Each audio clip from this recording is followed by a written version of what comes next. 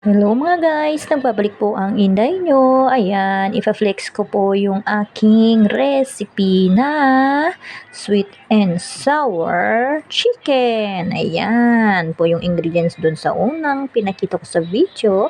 Try lang po natin ng first step. Ang gagawin po natin dyan ay ipa-fry po natin ng second.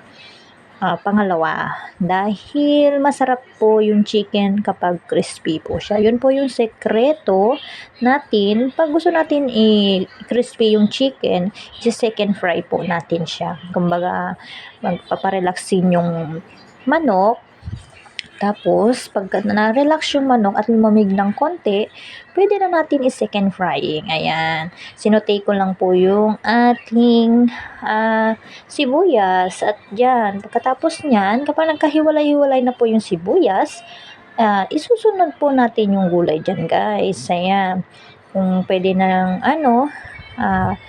kumbaga fry-fry lang yung ginawa ko sa sibuyas at saka yung mga gulay na pangsahog kasi mabilis lang naman po maluto yun at saka pwede pong kainin kahit hilaw po yung mga gulay na sangkap.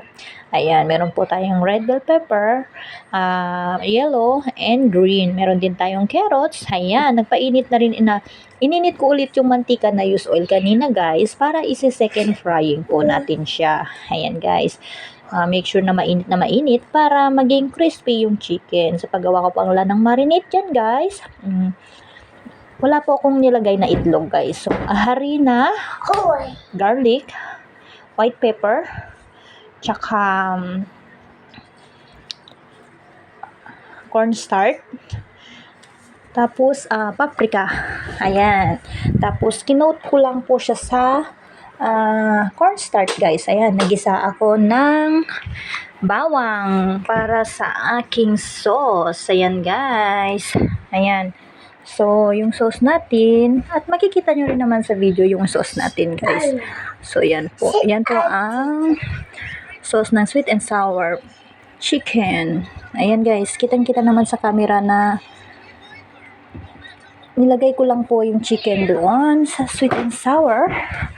And then, nung na-coat niya na yung yung sauce dun sa chicken, sinunod ko na din yung mga gulay guys. So, napakasimpleng lutuin guys. Basta, lang, galing sa puso. Siguradong masarap yan guys. Basta pag mahalin nyo yung ginagawa nyo, and then, nag-e-enjoy kayo kung ano yung mga ginagawa nyo. Ayan, mag-click boom. Maganda yung kinalabasan yan guys. Sure ako dyan. Dahil ganyan po yung ginagawa ko guys. Ayan lamang guys, salamat sa panonood ng aking video. Sana natakam kayo at huwag po kayong magsawang suportahan ako. Ayan lamang guys, have a good day sa ating lahat. Huwag makalimutang magdasal parati at mag-enjoy lamang sa mga ginagawa natin. Huwag tayong sumuko sa mga laban sa buhay. Ayan guys. So, diba guys, napakasarap na sa camera pa lang, masarap na siya. What more na sa umpisa, diba guys? Ayan. Salamat sa panonood mga guys. Bye-bye!